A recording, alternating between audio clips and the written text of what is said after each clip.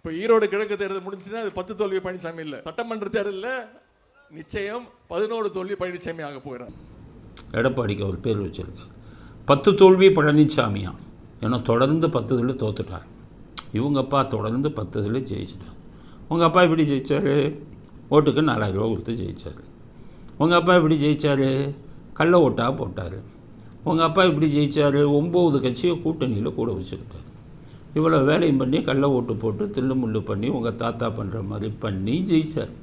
அது பெருமையாக சொல்லிக்கிறார். இவர் 10 தோல்வி பழனிசாமி ஈரோடு எலெக்ஷனில் இவர் என்ன ஜெயிக்க மாட்டார்னு சொல்லி முடியாதுன்ட்டார்.